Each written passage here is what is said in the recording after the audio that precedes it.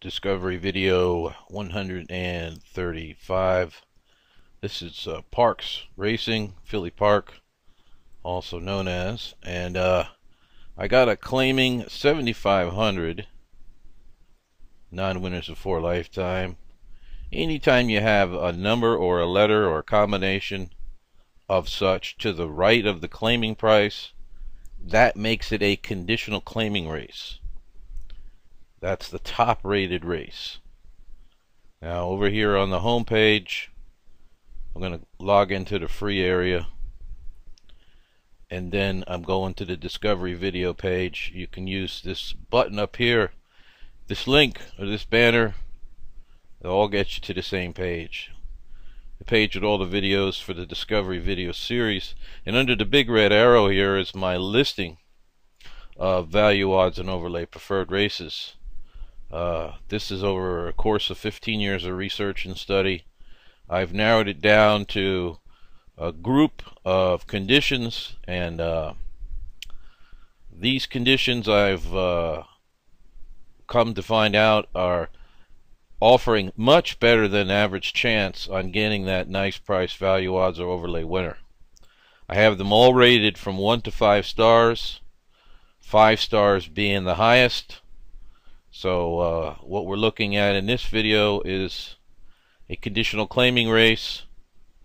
Like I said, it'll have CLM, the claiming price, and some kind of combinations of numbers or letters, or just a letter or something. That's how you know it's a conditional claimer. 5 stars, the best of the best. Once I see a 5-star race, then the first thing I'm going to do is look for the value odds horse, and if there's only one, then that's simple. I mean, it makes less work for us to have to do. So I love it when there's just one. And number 3 is Hidden Joy. But the most important thing now is, I gotta have odds near post time, because I will not bet a value odds horse that gets bet down to 5 to 1 or something like that. I'm not interested in that. I gotta have much better odds. Okay, and you can gauge that by the true odds. And here you have the morning line dash true, 15 to 1 Philly Park morning line odds maker. But our true odds give the horse a 4 to 1 chance. Okay. So if the horse is going off substantially higher, you don't want 5 to 1. I mean, a 1-point edge is not really an edge that's going to get you anywhere long term in this game. Okay, you need more than a 1-point edge.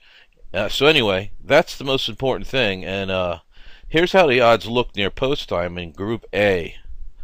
The 4 was 5 to 2. The value odds horse was 10 to 1. And then the 5 horse 7 to 1, the 9 horse was 2 to 1. So obviously, the value odds horse in Group A was the standout overlay. And since we focus on the value odds horses, that was like I mean, this is a race you take 3 seconds to figure out, maybe 10 seconds. All right, once I know I'm getting a price, I like to look at the story of the horse just for research purposes. What's going on with this horse? All right, I can see value odds with final time, value odds with par. Those combinations, angles 10B and 10C from the 36 proven winning overlay angles, the free ebook here on the Horse Racing Digest page, also known as the free area. But angle 10 is the value odds angle, and I highlighted the important part here. There are 5 certain other icons that, when listed on a value odds horse, have proven to be very potent, and our horse here has par and final time, so he's got 2 of those 5, or I should say she's a female. She's also something that I would like you to note and remember, that what I'm about to tell you. The white with green and black jockey, overlaid jockey icon. It stands for this jockey, okay, is winning with horses at good prices, overlay prices. Okay. Now, this is a very strong icon in the months from January to May, because you see, it does take the betting public a while to catch on to such a jockey, and that's A. B, a lot of times in the first part of a year, a jockey will switch his tack to another circuit and or switch agents. And so, you know, he could be a totally different jockey than he was the previous year. He could all of a sudden find himself on a whole bunch of live long shots.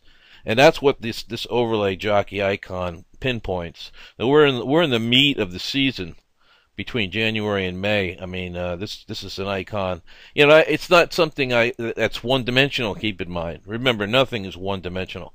But you know, in combination with the other things that are in my interest zone, I like to see that. You know, it's definitely a bonus.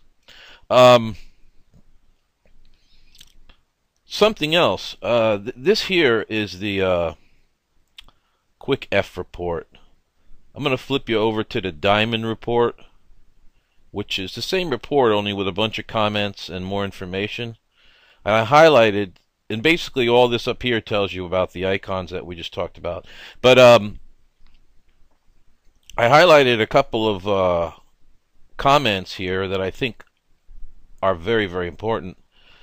Is the one about the jockey has frequently ridden overlay winners this year. Okay, so I discussed that with you. But check out what I highlighted in blue. This for me is what put this horse over. This jockey does very well in route races.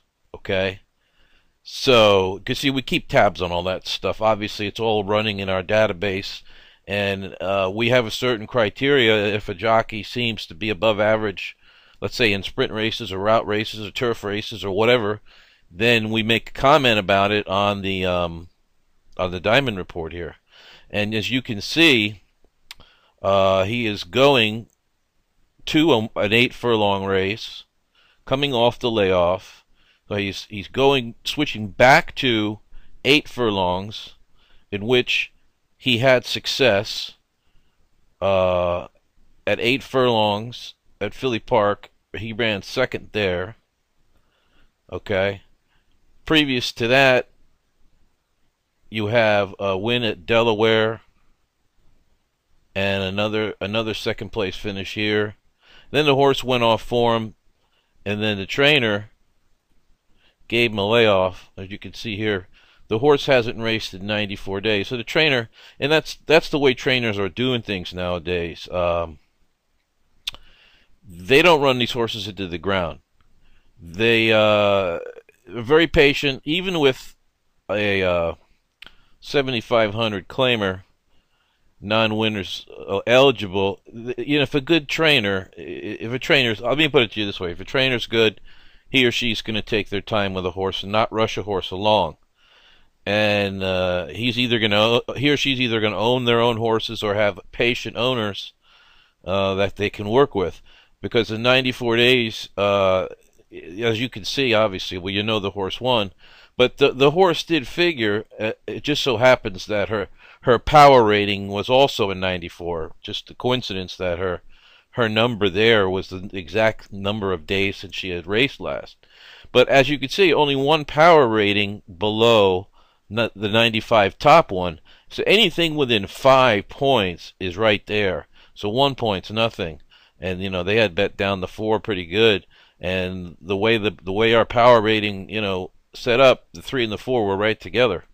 So you know, and the next thing I like to do is I like to ask and answer the question: why did the betting public not bet this horse? Well, technically, they did bet this horse a bit, but they still let her go at 10-1, because she was 15-1 on the line, and she was bet down 5 points to 10-1 near post time. So, but technically, still, that's not. I mean, they didn't bet her down to 5-1, is what I'm saying. Okay, and I think because the majority of the betting public, they just look at where a horse finished last time out, and which she finished 7th in an 8-horse field, and as we saw in the Diamond report, that was a sprint race, which is not really her thing.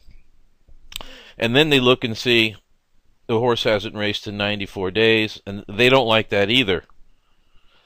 Especially workout points of 31, meaning this horse basically had virtually very little morning official workouts.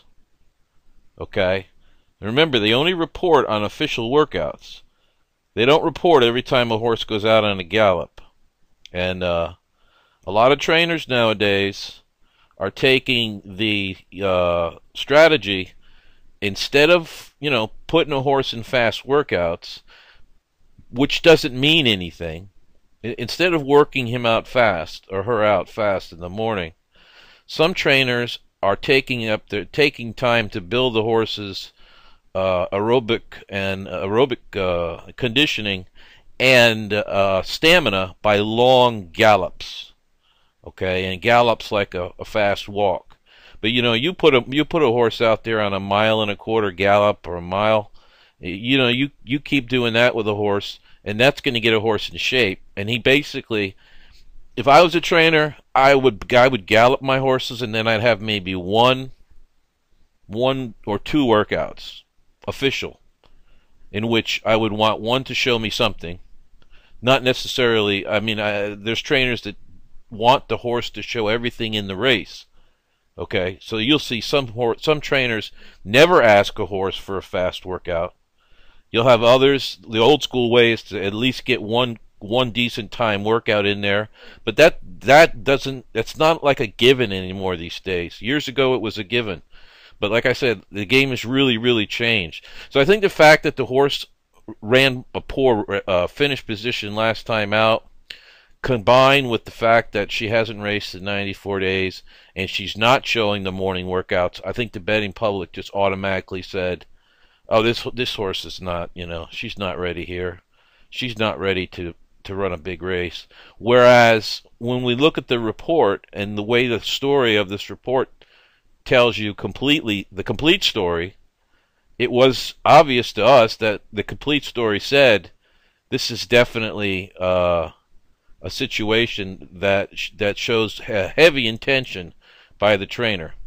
Okay, and putting the horse in a position where she has already achieved par and final time, meaning she's already run a race that, if repeated today, would be enough to beat this particular field. Okay, and then you throw into the combination the other things I talk about.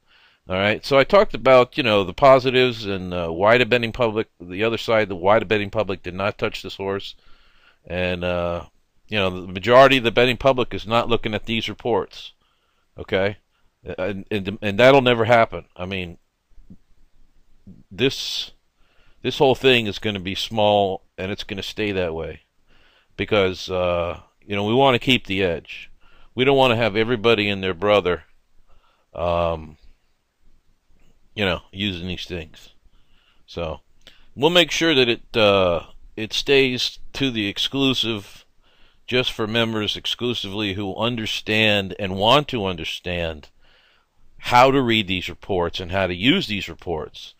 And that's very important. And see, that's why I do these videos. Okay.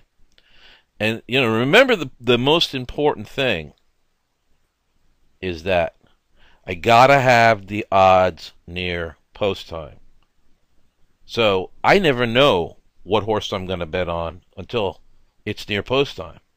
I mean, I know that I have a 5-star race and I have one value odds horse, so I'm watching that horse, and I'm watching the odds on that horse. And if they're in the wheelhouse that I'm looking for, then we proceed with the bet. And the bet is as follows. Never changes. It's a proven wagering strategy. First bet is the win bet. For the videos, I go $10 to win. You want to get a win bet down first, because the last thing you want is, let's say, just a trifecta ticket that somehow your horse wins, but you missed the trifecta and you cash nothing. All right, we've all been there, and although we did catch the trifecta nicely here, you want to have that win bet down anyway, first and foremost. And then the next bet on my list would be an exacta wheel, 3 all in the exacta for $2. And then if you've got a daily double, I also wheel the double. So right off the bat, you got your win bet, your exacta wheel, and your daily double wheel. So if my horse wins, I'm guaranteed all three of those wagers right there. Now, for those that have the bankroll for trifecta, here's my strategy. 3, all by herself in the top position. In the second position of the trifecta is the 4, 5, 9, 1. That represents the rest of the horses in Group A and the top horses and the top horse in Group B. And then all for third. And if this was a super, all for fourth, but there's no super. And I'm going to show you the results in a minute, and you'll see why I like to go all for third on the trifecta strategy. Keying my my long shot on top, singling the long shot on top in the first position. Like I said, with the 4, 5, 9, 1 with all. The last thing available here is this race is part of 3 pick 3s, and this horse is the highest rated value odds horse in the highest rated race of all the sequences in the pick 3. What does that mean? That means you have found your single for the pick 3s. And the way I do it, I hook up my single, my highest picked and the highest rated race, and I make that horse my high odds single in the pick 3. In the other 2 races of the pick 3, I simply play the Group A horses. That's it. Simple, and it works. Take a look at how she just destroyed the field. Okay? I mean, I knew it was coming. You knew it was coming if you were using the reports, and if you've been using them a while, you were on it. As a matter of fact, there was 4. I think there was 4 value odds winners on this card. But this was the perfect example race, because look here, even though the favorite, the post-time favorite finished second, we did get a 50-to-1 shot for third. That's why I play all for third. Because look at our payouts. Okay, you got your 2160, 105.20 exacta, but look at what the payment balloons to for the trifecta. From $100 exacta to a $3,408 trifecta, simply because a 50-to-1 shot ran third, and the second, third, and fourth choices were all up the track. And this is what you see in these 5-star preferred races.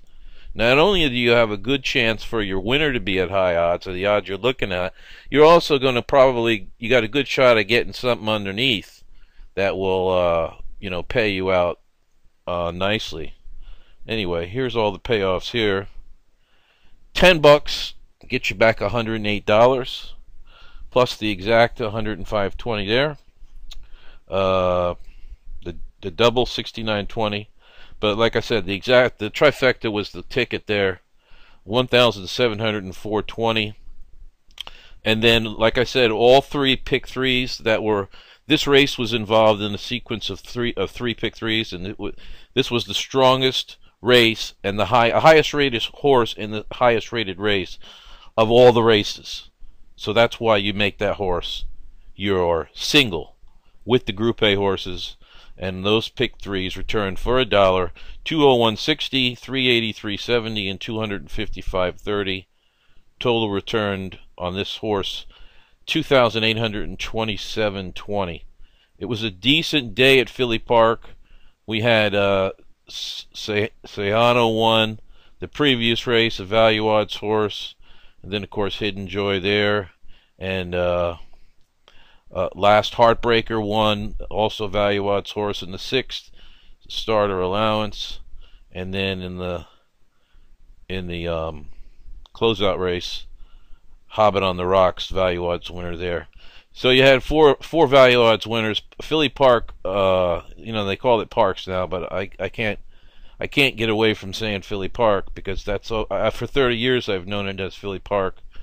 It's coming around right now, so if things keep going in that direction, it's going to give us a double threat for Monday and Tuesday. We'll have the Turf Paradise and the Philadelphia Park, or Parks. to choose from as far as where the winners are coming from. And you definitely want to use all your resources here in the free area, and you want to watch these videos, and there's such a wealth of information in these videos that you can use to make money with. So you know, you want to watch these videos each more than once, because you'll hear me say things that you might have missed the first time. It's stuff that you can make money with. Also the free ebook, proven over long periods of time. And all the other information on this page is all here to help you make money. So everything in here is written over the years, and so fully tested for, you're looking at 50, almost, oh, let's see, what year? Okay, we're actually going on 17 years. This would be the 17th year. Okay, so I always say 15 years, but that's just like a approximate. It's actually been 17 years since the project started, and I've gotten a lot of gray hair in that time, and I'm like as blind as Mr. Magoo for staring at the computers for 20 hours a day, 7 days a week for 15 years. But I'll be all right. I'll be all right. But you know, it's all there for you. I did all the work for you guys and ladies. So you know, like I said, just learn how to read the report, learn what to look for, and learn how to interpret the report. That's what I do the videos for. Okay, to show you how to interpret the reports correctly, to show you how to read not only in between the lines, but read the lines themselves, at least our lines, and what we think is important. And all of this, you know, is setting you on course for long-term profit as a horse player. It's always on sight for us. Our sight is set at the long-term profit goal, always. And everything I do, everything we do here, is geared towards that. Okay? So, I will stop preaching at this time. I'll let you go. Thanks a lot for viewing, and good luck with all your bets.